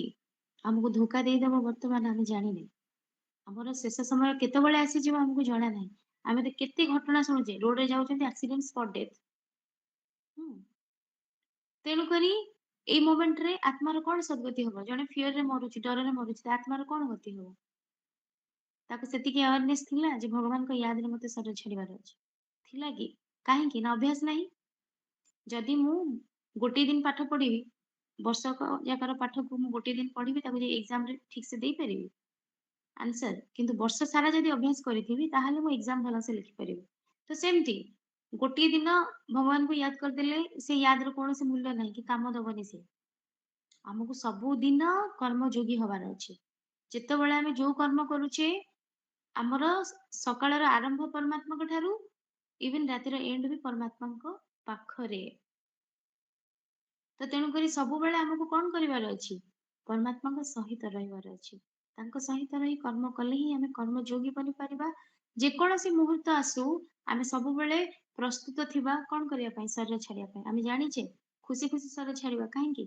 आमे ऑलरेडी परमात्मा को याद रे अछि आमे शरीर छाड़ला बेले भी तांको याद रे शरीर छाड़िया तेणु आत्मार सद्गति सुनिश्चित तो तेणु करी सब बेले हम बुद्धि कोठी कंसंट्रेट हवा दरकार परमात्मा को पाखरे एकत्रीकरण शक्ति माने कोन पावर टू बैकअप माने सदा एवर रेडी ए शरीर छाड़िया पई कि काहे कि ना केतेबेले बुलावा आसीबो आमे जानिने किंतु ता पूर्व हमको पूर्व प्रस्तुति दरकार कोन ना परमात्मा को याद जो अभ्यास द्वारा हम आत्मा रो सद्गति सुनिश्चित जी तो आमे ए सब जिंस बुझिले काली भी आउटी के रिकॉल करि दबा सब जाक जी तो जहाँ भी हमें जानिले मने रखिबा निहाती भाबरे जी बहुत बहुत शुक्रिया शुक्रिया बाबा शुक्रिया सभी भाई बहनों को ओम शांति शुक्रिया बहन बहन बहुत बहुत शुक्रिया जी अच्छा केही भी जानतु नहीं हमें 2 मिनिट भगवान को शुक्रिया करके जीवा भौणी को तो अशेष अशेष धन्यवाद जी विभूति भाई जी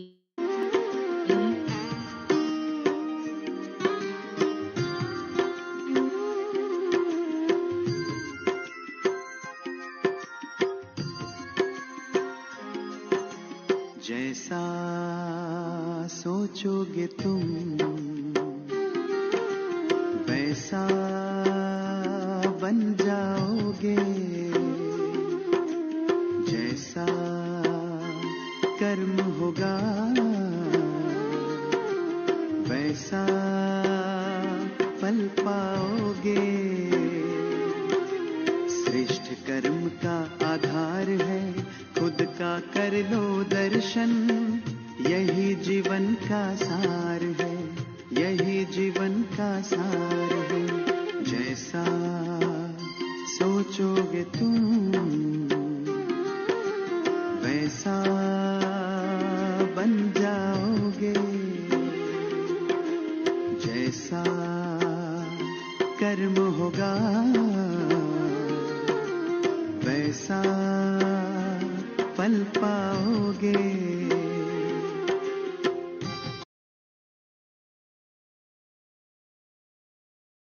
जी शुक्रिया भाई जी, शुक्रिया, बहुत बहुत शुक्रिया। शुक्रिया सभी भाई बहनों को, बहुत बहुत दिल से धन्यवाद। अच्छा, काली आमे समस्ते 9टारे जॉइन कर जिबा। आज भौणी जहाँ पढ़ेले आमे सारा दिन टिके चिंतन मंथन करिबा।